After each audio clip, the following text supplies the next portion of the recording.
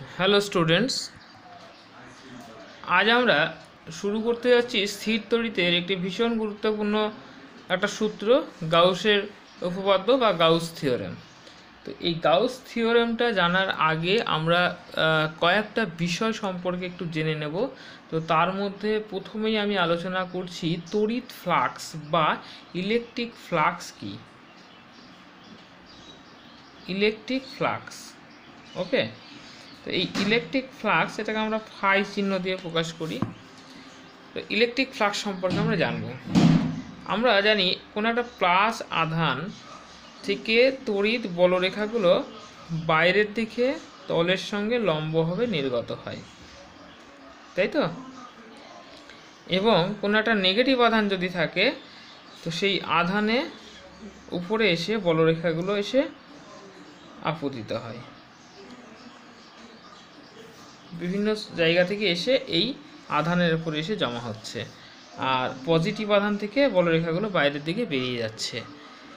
তো এই যে বলরেখাগুলো নির্গত হচ্ছে, এখানে যদি আমি একটা সারফেস, একটা তলকে রাখি, তো এই তলের সঙ্গে লম্বভাবে যত সংখ্যক বলরেখা নির্গত হবে তাকে বলা হবে ওই তলের সঙ্গে যুক্ত ইলেকট্রিক ফ্লাক্স বা তড়িৎ ফ্লাক্স, ওকে। তো ধরো এটা একটা সারফেস, এটা একটা সারফেস, ঠিক আছে। তো এই সারফেসটার একটা ডিরেকশন আছে। আচ্ছা, এখানে একটু বলে দিই, এখানে আর একটা টার্ম তোমাদের একটু বলে দিই, সেটা হলো ক্ষেত্র ভেক্টর। ক্ষেত্র ভেক্টর এটা কিছুই নয়, তোমরা ক্লাস 11-এ যখন ভেক্টর রাশি পড়েছো সেখানে দেখেছো যে কোনো একটা ক্ষেত্রফল, সেটাকে আমরা ভেক্টর হিসেবে ধরে নিই, একটা ক্ষেত্রফল, সেটা একটা ভেক্টর, এবং তার ডিরেকশনটা হচ্ছে ওই ক্ষেত্রফলের নর্মাল ডিরেকশন। মানে এইটা যদি ক্ষেত্রফল হয়, তার সঙ্গে এই যে পেনটা দেখতে পাচ্ছ আমাদের খাতার তলের সঙ্গে লম্ব, ঠিক এই রকম হয়, ওপরের দিকে হবে ডিরেকশন, না অথবা নিচের দিকে হবে। তো সেটা ডিপেন্ড করে ক্ষেত্রফলটার যে ক্লকওয়াইজ না অ্যান্টি ক্লকওয়াইজ তার উপরে। তো যাই হোক, তো ক্ষেত্রফল একটা ভেক্টর, সেটাকে আমরা ক্ষেত্র ভেক্টর বলি। তো এই ক্ষেত্রফল, এটা একটা ক্ষেত্রফল এবং এটা একটা ভেক্টর রাশি যার অভিমুখটা হচ্ছে এই ক্ষেত্রফলের সঙ্গে লম্ব অভিমুখে। তো এইটা হচ্ছে ডিরেকশনটা, ঠিক আছে।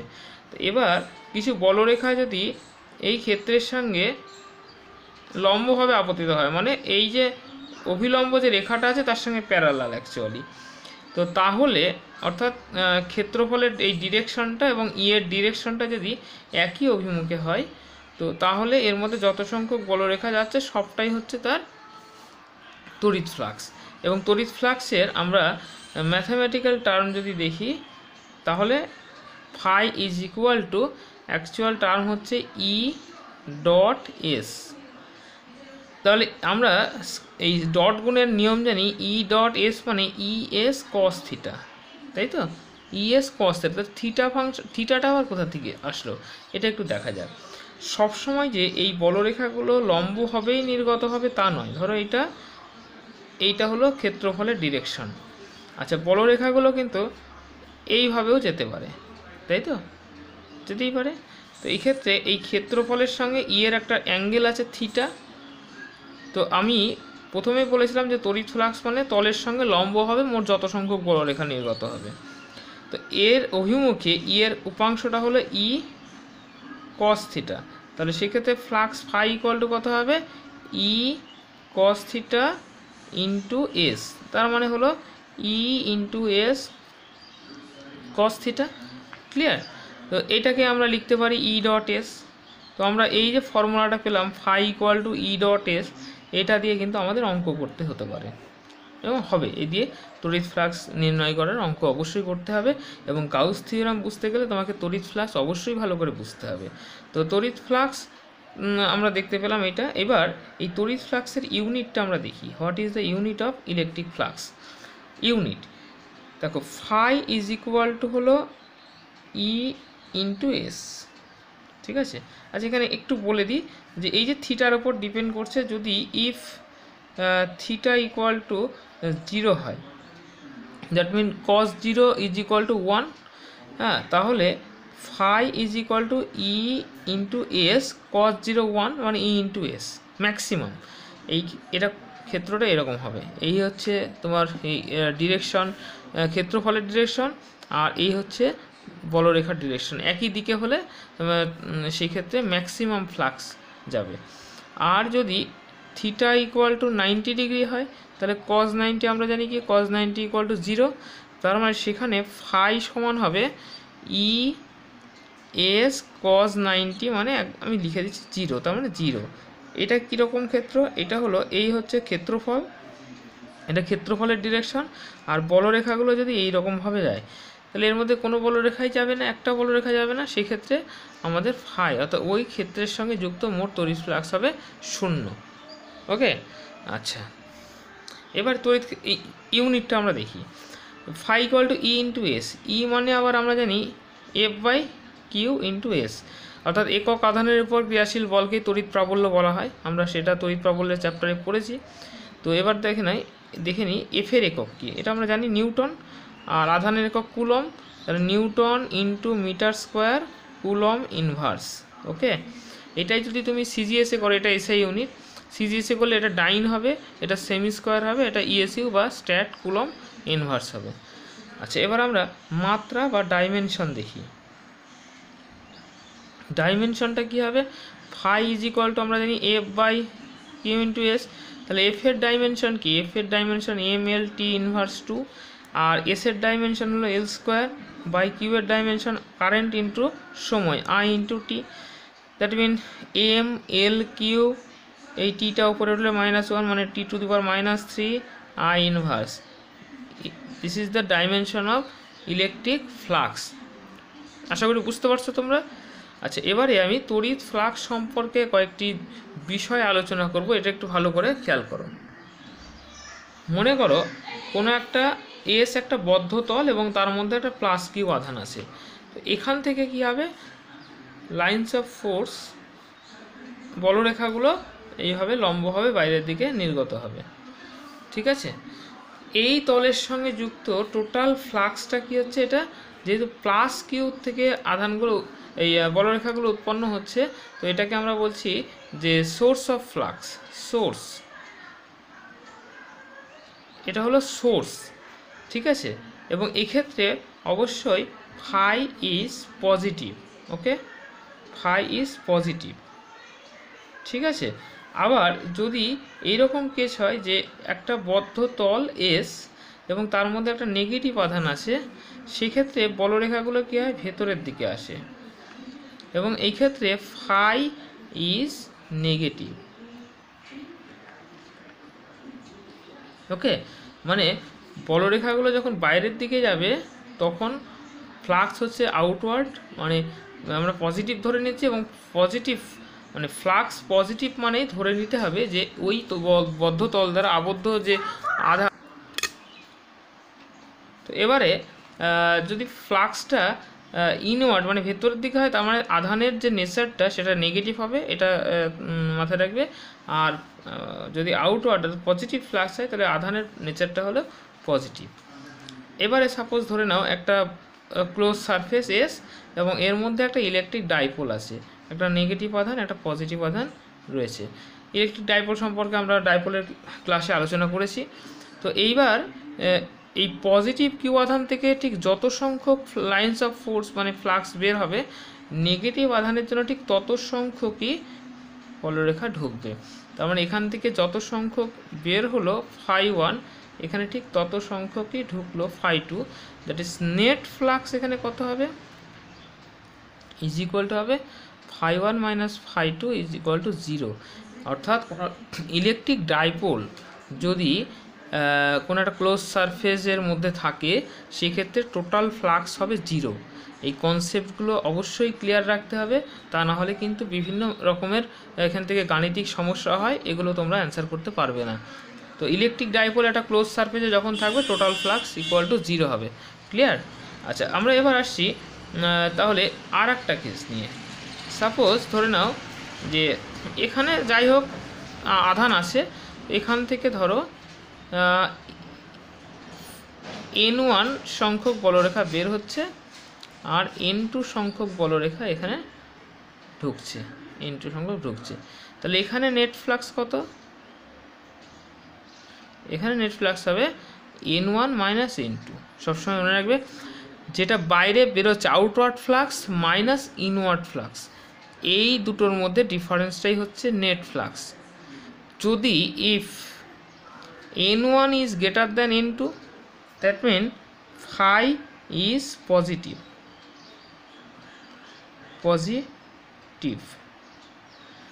আর যদি n1 is less than n2 হয়, অর্থাৎ এই যেটা বেরোচ্ছে সেটা কম আর যেটা ঢুকছে সেটা বেশি, তার মানে phi is নেগেটিভ। এবং সেক্ষেত্রে যদি ফাই নেগেটিভ হয় তাহলে বুঝতে পারছি এর মধ্যে যে টোটাল আধানটা রয়েছে তার নেচারটা হবে এটা নেগেটিভ আধান হবে। আর যদি ফাই পজিটিভ হয় মানে n1 গ্রেটার দেন n2 হয়, তার মানে এর চার্জটা পজিটিভ হবে। ধরো আমি সাপোজ একটা এক্সাম্পল বলি যে 5000 সংখ্যক ফ্লাক্স ঢুকছে আর 4000 সংখ্যক ফ্লাক্স বের হচ্ছে, তাহলে এটা ঢুকছে এর মধ্যে আর এটা এখান থেকে বেরিয়ে যাচ্ছে, তাহলে এখানে নেট ফ্লাক্স কত হবে? এইটা হবে 4000 মাইনাস 5000 ইকুয়াল টু 1000 মানে মাইনাস, তার মানে আধানের নেচারটা আছে মাইনাস, নেগেটিভ। ওকে, তো এইভাবে আমরা দেখলাম। এইবার আমরা এই ফ্লাক্স সম্পর্কে দু একটা অঙ্ক করে আমরা দেখব। সাপোজ তোমরা দেখতে পাচ্ছ এখানে আমি দুটো ভেক্টর লিখেছি, একটা তড়িৎ ক্ষেত্র ভেক্টর ই আর ক্ষেত্রফল ভেক্টর এস। এবার যদি বলা হয় যে এই ক্ষেত্রফলের মধ্যে দিয়ে মোট তড়িৎ ফ্লাক্স কত হবে, তো ফাই ইজ ইকুয়াল টু আমরা কি লিখব? ফাই ইজ ইকুয়াল টু আমরা দেখেছি সূত্রটা ই ডট এস, তাই তো? তো ই ডট এস যদি হয়, ই এর মানটা বসিয়ে দাও, 5i cap plus 10 J cap plus 2 K cap dot 3i cap minus 2 J cap minus 5 K cap. Dot গুণটা তোমাদের ক্লাস 11-এ শিখেছ, i dot i 1, J dot J 1, K dot K 1, আর i dot J 0, J dot i 0, K dot i 0, মানে যদি মানে দুটো একই রকম না হয় তাহলে 0 হয়ে যায়। তো এটার সঙ্গে এটা গুণ করলে 3 × 5 = 15, এটার সাথে এটা গুণ করলে মাইনাস 20, আর এটার সাথে এটা গুণ করলে মাইনাস 10, তাহলে মাইনাস 30 মাইনাস 15 এত। এবার এটা যদি নিউটন কুলম ইনভার্স হয়, এটা যদি মিটার স্কোয়ার হয়, তাহলে এটা হবে newton coulomb inverse metre square. This is the total flux. Okay, এবং ফ্লাক্স নেগেটিভ মানে আমি বলেইছি, তাহলে সেই বদ্ধ তল দ্বারা যে মধ্যে যে আধানটা আছে তার নেচারটা হবে নেগেটিভ। আচ্ছা, এবার আমি আর একটা অঙ্ক দিচ্ছি। ধরো ইটা এরকমই থাকলো, এইটাই আছে, E is equal to 5i cap plus 10 J cap plus 2 K cap. আর বলা হলো যে একটা ক্ষেত্রফল, তার মানটা বলা আছে 20 মিটার স্কোয়ার। হ্যাঁ, ডিরেকশন কিছু বলা নেই, বলা হচ্ছে শুধু যেটা একটা XY প্লেন বলা আছে। তো XY প্লেন হলে কি হবে দেখো, এইটা ভালো করে দেখো, এটা এক্স অ্যাক্সিস সাপোজ, এটা ওয়াই অ্যাক্সিস, এটা জেড অ্যাক্সিস। XY প্লেন মানে এই প্লেনটা। ওকে, এই প্লেনটা। তো XY প্লেনের ডিরেকশন কী হবে? আমি সবসময় বলেছি কোনো একটা ক্ষেত্রের ডিরেকশন হচ্ছে তার লম্ব দিকে, তাহলে XY প্লেনের ডিরেকশন জেড অ্যাক্সিসের দিকে, জেড অ্যাক্সিস মানে কে ক্যাপ। তো XY প্লেনের ডিরেকশন হলো তাহলে জেড অ্যাক্সিস মানে কে ক্যাপ। সবসময় মনে হবে XY মানে বাকি আছে কি জেড, তার মানে জেড মানে কে ক্যাপ। যদি এটা প্লেনটা যদি এরকম হতো, YZ প্লেন হতো, তার মানে YZ বাকি আছে কি এক্স, তার মানে আই ক্যাপ, এটা কে ক্যাপ। আর যদি XZ প্লেন হতো, তার মানে XZ প্লেন মানে বাকি আছে ওয়াই মানে জে ক্যাপ। এইভাবে তোমরা করবে। তো এখানে তাহলে এস ভেক্টরটা কত হবে? এখানে আমরা এস যদি ভেক্টর চিহ্ন দাও, XY প্লেন, তার মানে কে ক্যাপ। এবার তোমরা তাহলে তড়িৎ ফ্লাক্স যদি বের করতে হয়, তাহলে তড়িৎ ফ্লাক্স কী করবে? তড়িৎ ফ্লাক্স ফাই সমান ই ডট এস, তার মানে 5i cap plus 10 J cap plus 2 K cap dot 20 K cap. Okay, তাহলে এটার সাথে এটা গুণ হবে 40 এত newton metre square coulomb inverse. Okay, তো এইটা হচ্ছে তড়িৎ ফ্লাক্সের। এইভাবে আমরা বিভিন্ন রকম অঙ্ক থাকলে আমরা এইভাবে সলভ করব। তো আশা করি এটা বুঝতে পেরেছো। আমাদের গাউস ল পড়তে গেলে আর একটা বিষয় জানতে হবে, সেটা হলো সলিড অ্যাঙ্গেল বা ঘন কোণ। নর্মালি আমরা কোণ মানে কি বুঝি? অ্যাঙ্গেল, অর্থাৎ একটা বিন্দু থেকে দুটো সরলরেখা যখন নির্গত হচ্ছে, দুটো সরলরেখা দুদিকে এবং তাদের মধ্যে একটা কোণ তৈরি হয়েছে, এটাকে আমরা প্লেন অ্যাঙ্গেল বলি। এবং প্লেন অ্যাঙ্গেলটা এটা মনে রাখবে 2D, এটা 2 ডাইমেনশনাল, এটা প্লেনের ওপরে আছে এবং এর ইউনিট হলো রেডিয়ান। ওকে, তো আমাদের এখানে আলোচনার বিষয় কিন্তু ঘনকোণ। ঘনকোণটা কি? ঘনকোণ হচ্ছে কোনো একটা সারফেস, সাপোজ এটা একটা এস সারফেস, যখন একটা নির্দিষ্ট দূরত্বে এই আর দূরত্বে এই বিন্দুতে একটা ত্রিমাত্রিক কোণ উৎপন্ন করছে, তখন তাকে বলা হচ্ছে সলিড অ্যাঙ্গেল। তো এটা একটা এস ক্ষেত্রফল এবং এখানে যে অ্যাঙ্গেলটা হয়েছে, আমরা ঘনকোণকে সাধারণত ওমেগা এই চিহ্নটা দিয়ে প্রকাশ করি, তো ঘনকোণ। এবং এই ঘনকোণের ক্ষেত্রে এইটা হলো, এই যদি ক্ষেত্রফলটা এস হয় তাহলে ঘনকোণ omega is equal to S by R square. এইটা হলো ঘনকোণের ম্যাথামেটিক্যাল ডেফিনেশন। অ্যাকচুয়ালি এই ব্যাপারটা কি একটু দেখে নিই। ধরে নাও যে এইটা একটা সারফেস, এর ডিস্টেন্সটা আমি ধরলাম r1, ঠিক আছে। আর এখানে আমি ধরলাম আর একটা সারফেস আছে, এটা ধরলাম s1, এটা ধরলাম s2, এর ডিস্টেন্সটা আমি ধরে নিলাম এটা r2। ওকে, এটা s2, এটা r2, এই যে ডিস্টেন্স দেখতে পাচ্ছ। ওকে, তো এবার এই দেখো এই ক্ষেত্রফলটা যখন কমে যাচ্ছে, এই যে কমে গেল, তার মানে এই যে দূরত্বটাও কিন্তু কমে যাচ্ছে। অ্যাকচুয়ালি দেখা যায় যে এই ক্ষেত্রফল এবং দূরত্বের বর্গের যে অনুপাতটা, এইটা কনস্ট্যান্ট থাকে, এটা কনস্ট্যান্ট থাকে। তার মানে s1 by r1 square is equal to s2 by r2 square is equal to, এটাকেই আমরা, এই কনস্ট্যান্টটাই হলো ঘনকোণ। এবার এখানে যদি একটা সারফেস নাও, এটা দেখো আরও কমে গেল, ডিস্টেন্সটা আরও কমে গেল, এটাকে r3 ধরো, এটা s3 ধরো, তাহলে equal to s3 by r3 square হবে। আচ্ছা, এবারে সবসময় যে এই আর এর ডিরেকশন আর ক্ষেত্রফলের ডিরেকশন একই দিকে হবে সেটা নাও হতে পারে। ধরে নাও যে এই হলো সারফেসটা, সাপোজ এই রকম রয়েছে, আর এখানে একটা ঘনকোণ উৎপন্ন হলো, তো আর এর ডিরেকশনটা তো এই দিকে, আর ক্ষেত্রফলের ডিরেকশন বুঝতেই পারছো, এটা নর্মাল ডিরেকশন যদি নাও তুমি, এই দিকে হবে এন ক্যাপ। তো এদের মধ্যে একটা অ্যাঙ্গেল রয়েছে থিটা। ওকে, তো এটা তার মানে এইটাই, যদি এই ক্ষেত্রফলটাকে যে আমি একটা ক্ষুদ্র ক্ষেত্রফল ডিএস ধরে নিই, তো ডিএস এর ডিরেকশনটা এইদিকে, অ্যাকচুয়ালি ডিএস ভেক্টরটা এইদিকে, তো ডিএস এর একটা এই আর এর ডিরেকশনে উপাংশ যদি নেওয়া হয় তাহলে সেটা হবে ডিএস কস থিটা। ওকে, ডিএস কস থিটা, আর এখান থেকে ডিস্টেন্সটা হলো আর। তো এই ক্ষেত্রে ঘনকোণের মান হবে, যদি আমরা ডি ওমেগা লিখি, তো ডি ওমেগা ইকুয়াল টু হবে DS cos theta by R square. বুঝতে পেরেছো? যদি থিটা ইকুয়াল টু 0 হয়, cos 0 1, তো আমরা ডিএস বাই আর স্কোয়ার, মানে এখানে যেমন হয়েছে এস বাই আর স্কোয়ার, এই যে একই ডিরেকশনে আছে, বোঝা গেল। আর নর্মালি ইন জেনারেলভাবে আমরা লিখতে পারি এটা DS cos theta by R square, এটা হলো ঘনকোণের ডেফিনেশন। ওকে, এখানে আরেকটা জিনিস তোমাদের বলে দিই, এটা একটু দেখে রাখো। এটা মনে করো একটা আমি স্ফিয়ার নিলাম, যার রেডিয়াস হলো আর। এবার আমি স্ফিয়ারের ওপর একটা ছোট্ট সারফেস নিয়েছি, ডিএস সারফেস নিয়েছি। স্ফিয়ার মানে 3D মানে গোলক, বুঝতেই পারছো। ডিএস এর ডিরেকশনটা এইদিকে, আবার আর এর ডিরেকশনটাও এইদিকে। তো এখান থেকে এইখানে যে ঘনকোণটা উৎপন্ন করবে তার মানটা আমরা যদি ডি ওমেগা লিখি, তো তাহলে D omega is equal to আমরা লিখতে পারি কি ডিএস বাই আর স্কোয়ার। ওকে, এবার যদি আমি টোটাল ঘনকোণ নিই, এই স্ফিয়ার দ্বারা টোটাল সেন্টারে যে ঘনকোণটা হবে, তাহলে ইন্টিগ্রেশন করো D omega, that is 1 by R square integration of DS. হ্যাঁ, কারণ আর তো কনস্ট্যান্ট, বাইরে চলে আসলো। এবার এই একটা গোলকের ক্ষেত্রফল, এই ছোটো ছোটো ডিএসগুলো যোগ করলে টোটাল যে ক্ষেত্রফল হয় তার রেডিয়াস যদি আর হয়, তো টোটাল ক্ষেত্রফলের মান আমরা জানি 4 পাই আর স্কোয়ার। ওকে, তার মানে এই ইন্টিগ্রেশন করে এটা 4 পাই আর স্কোয়ার হবে, তাহলে 1 by R square into 4 pi R square, R square কেটে দাও, দ্যাট ইজ 4 পাই।